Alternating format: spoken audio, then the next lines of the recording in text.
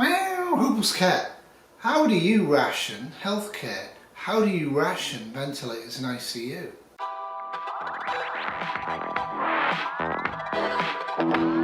So my main job is full-time healthcare administrator on nights. I'm the only manager in a major teaching hospital, a trauma hospital in downtown Toronto.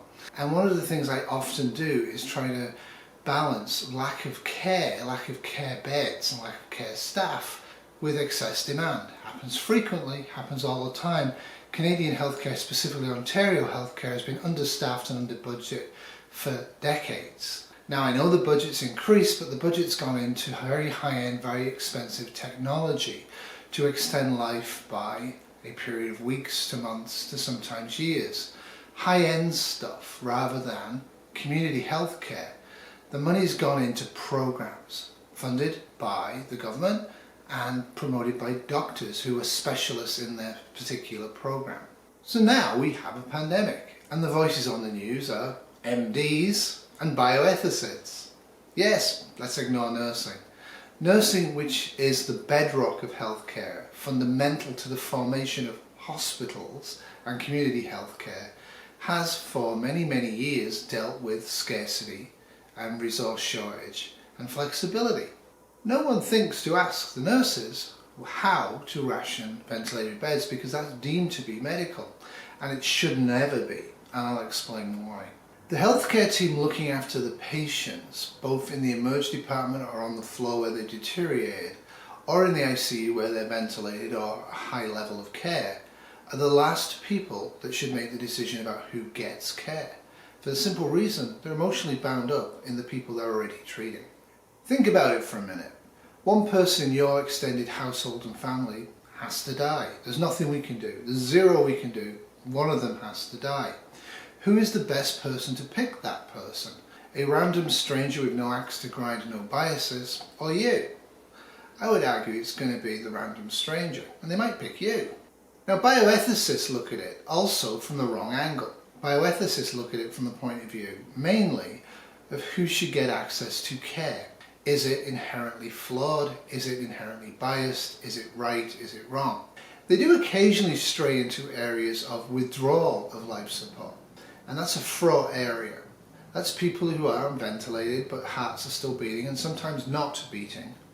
Though in Ontario you are classified as dead when you are declared brain dead by two separate staff surgeons. We tend to give people a few days to get over their craziness, but in Ontario we will extubate and let you die after a few days if you are technically declared brain dead. What happens if you're not brain dead? Then it becomes quite fraught and it's quite difficult. Now of course the doctors keep saying over and over and over that they weren't trained and they weren't experienced and they weren't expecting to do this and this is terrible and just talking about it is overwhelming them. Exactly. They shouldn't be doing the decision making. They're not fit for purpose. This is not a medical decision. This is a societal, social, healthcare decision based on scant resources. I don't think doctors should be involved in the decision making. It goes against their training, it goes against their practice to actually decide who lives and who dies. Now those of us who've served will be immediately saying, well hold on a minute, battlefield triage has been around forever. And battlefield triage has pretty strong protocols that can be enacted very quickly by non-doctors to decide who gets evacuated and who doesn't in an overwhelming casualty situation in combat.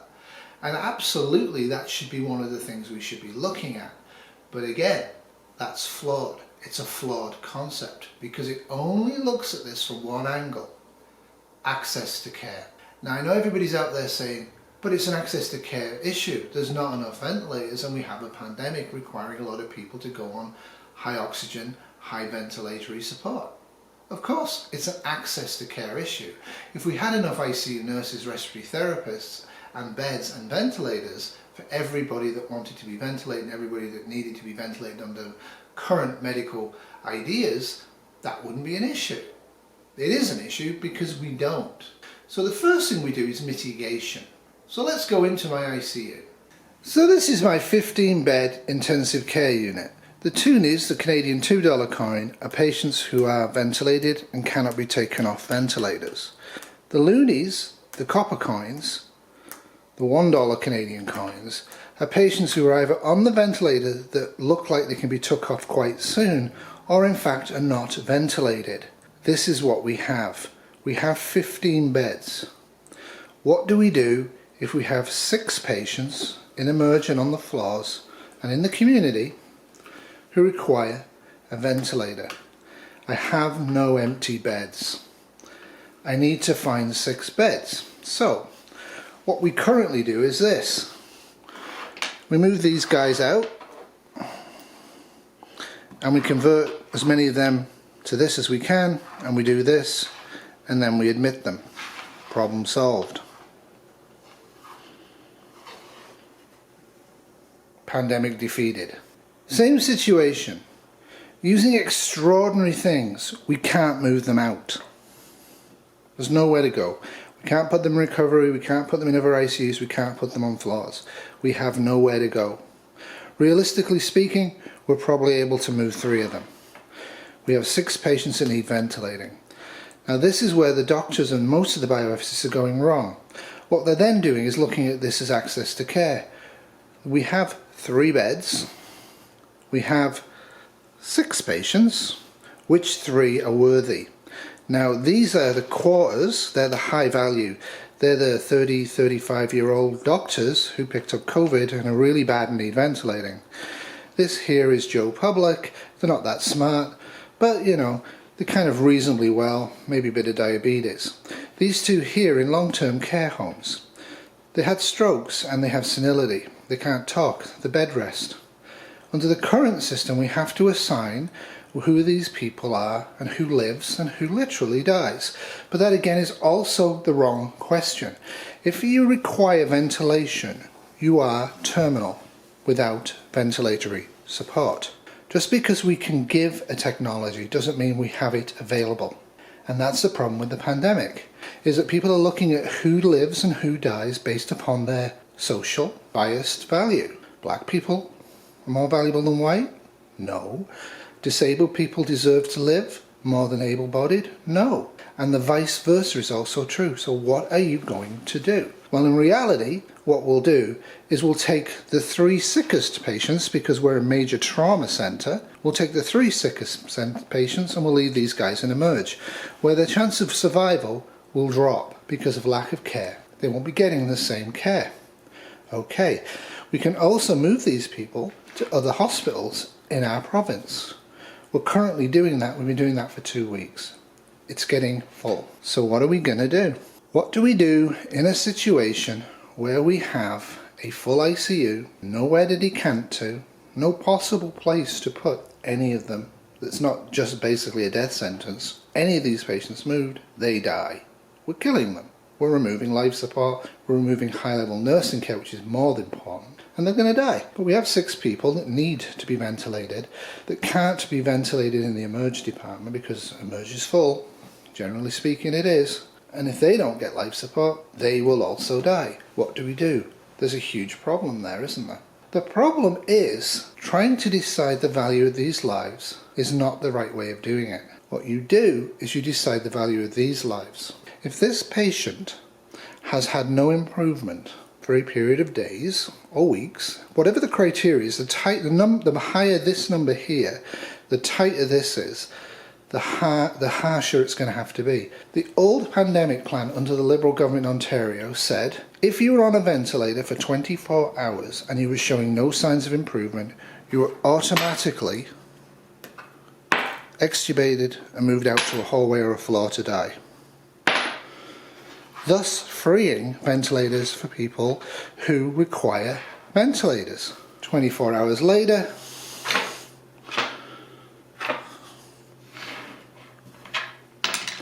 the problem of access is solved by making it a problem of function. If you're ventilated and you can't support the ventilator treatment, you're not improving. After 24 hours, 48 hours, 72 hours, 4 days, 5 days, whatever the criteria is, a team looks at your gases, are you on inotropes, what's the level of ventilation, and makes the decision to remove ventilation based on your failure to respond to it. not on your worth as a human being. So to be clear, nobody in healthcare wants to kill anybody, nor should we be killing anybody. The whole concept of the argument that's broken out in Ontario and probably other jurisdictions is flawed. It's not about who needs ventilation, who gets to die. It's about who's on ventilators that isn't benefiting from the treatment, can then be spaced out and allowed to take a natural death. Death is not the enemy. Death remains 100% in the world. Everybody born will die. Everybody, no matter how rich you are or how famous. So you need the government, a central body, to decide, because of the number of beds that we have available, because of the number of staff we have available, because of the number of patients we have ventilated, because of the number of patients we have not ventilated, we will do extraordinary things to prevent the decision from even being made. We will put level 2 patients who need close 1 hourly neuro checks into areas where they're going to get maybe a neuro check every day if a resident comes around to do it. We will trust and hope that they won't deteriorate because we can no longer provide the beds and the nursing support to monitor them. The substantial problem here is normalcy bias. No, you can't take a trauma into a medical ICU because they're not trained to. No, you can't do dialysis here because we're not trained to. There's a whole bunch of we can't do this. It's not safe. What it is a balance of risk, a balance of safety. We have to do whatever we can, however risky it is, not to make a decision about who lives and who dies. That's a flawed decision. That decision will cause PTSD.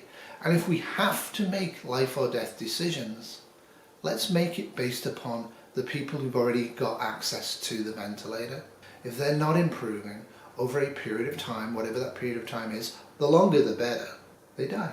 They're extubated, they can't breathe without a ventilator, off they go, and they die peacefully somewhere with medication. You cannot turn around and say, this is so awful, we're not going to discuss it. You cannot turn around and say, this is such a difficult decision, a doctor has to decide it. How can a doctor who's in charge of 15 patients in the ICU and responsible for 6 patients in emerge possibly make an unbiased decision about who gets ventilated and who doesn't? What a dreadful, dreadful thing that society is trying to claim that doctors are good at doing, which they're not. They're terrible at resource allocation and bed allocation, generally speaking. They are. And make it crystal clear. We don't allow people to die. We give that everybody who wants it, and most of them won't. Right? Most long-term care patients, families or themselves have decided, no, I don't want ventilating if it comes to it. They don't need that, so they won't get there. So if you have enough patients in the emergent on the floors on high flow oxygen and we're running out of ventilators, there isn't a problem. It's a problem of potential. Once we have run out of ventilator spots, at that point, the decisions have to be made. Not a week later, not after a committee meets. The last people that make these decisions is the doctors. The first people that make the decisions are the patients themselves. If they choose not to be ventilated, that's their decision. There's nothing particularly wrong with accepting mortality is inevitable, and you don't want to go through a period of time of stress and pain to be artificially ventilated in a situation where you're not getting turned in, you're not getting mouth care, because there's just not enough staff. You might decide just to die. But nobody should tell you you're going to die because we're not going to give you a ventilator. Not when we have patients on ventilators who are not improving.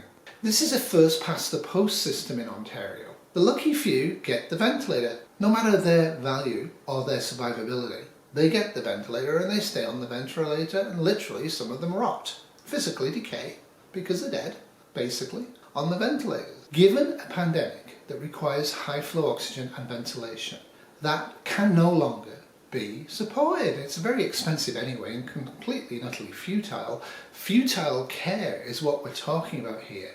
It's futile to stop everybody in emerge from being ventilated who will otherwise die from it based upon race, age or disability. It's futile. How can you possibly say that a 60-year-old in a wheelchair who has had depression should die because they're not going to be ventilated, compared to a 45-year-old obese male with diabetes? How can you possibly decide whose value is worth?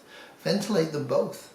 And do that by creating ventilatory space, by removing ventilators from people who are clinically not responding. right? This isn't a judgment call. If you are on 2 or more inotropes, blood pressure medications, if you are on oxygen level of 80% or higher, if you are on a volume control or an assist control ventilator, so you can't actually breathe on your own with assistance from the ventilator, you have to have air pushed into your lungs and often pushed out. If you are on dialysis for complete kidney shutdown, if you have all of those criteria, your current endpoint without the pandemic is death. Doctors will say, well, 95% or 80%, and every time a doctor tells you the percentage chance of death, they're lying, they're making it up based upon clinical experience and what they think might happen. In a pandemic, if you are on a ventilator for 24 hours or 48 hours or 72 hours or 96 hours and you have not responded, you are still requiring vast amounts of blood pressure medications and high oxygen and high ventilatory support, your chances of leaving the ICU, let alone the hospital, pretty much zero. Why would we continue to prevent your inevitable death, knowing it will cause death in another person that might survive to leave the hospital and return to their families? I do hope that this video gets some traction. I do hope that the governments listen to videos like this. Honestly, doctors and bioethicists have a role. What they're talking about in Ontario is having a panel discussion about the value of life for the people who require ventilation.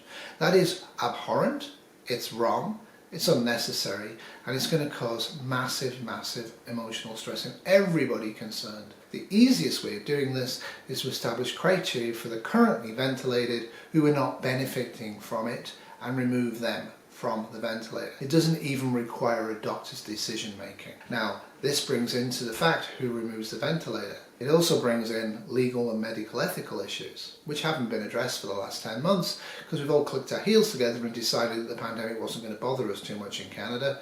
Well, now it is. However, I will leave you with one good piece of news. The volume of patients requiring ventilation is dropping in Ontario right now. It could easily spark up again, but the current aggressive lockdown that the people are doing, that's been encouraged by the government, seems to be having an effect. It's too early to say the second wave globally is peaking. When you look at the United Kingdom's figures, if you look at Canada's figures and a few other countries, maybe we're going to catch a break here and we won't have to make the decisions about who gets ventilated and who doesn't. And again, don't make that decision. Decide who's not benefiting from ventilators and remove them. Let them die naturally. It's just not right to keep people who aren't benefiting from a treatment that could stop people from dying, staying on that treatment, if the people that could benefit would then die because of lack of access. I hope this makes sense. Let me know if you've got any questions. I know it's an emotive issue. The people out there can say, oh, life is valuable and nobody should die. Yeah, I agree with you. Unfortunately, you haven't spent trillions of dollars on healthcare. We don't have millions and millions of ICU beds across the planet and lots of trained ICU nurses and respiratory therapists and doctors to do this. So some people, if we get to the point of not being able to shuffle people around the province successfully, will die. And for those people who don't believe this is a big deal, I will tell you that my province has been shoving people from ICU to ICU for the last 2 weeks. We're currently doing it in my hospital. We're actually bringing some in because we've managed to create some space. As we fill, and we're one of the hospitals often is full, we will then try and shove our patients out. This isn't good for the patients, but it's better than the alternative. But in the case of life or death and access to care for ventilators, any alternative, however risky, however weird, is better than letting people die. If you like this, please give me a thumbs up. If you don't like it, give me a thumbs down and never come to my channel again. Toodles. This was a Wolfie Terrier production 2021.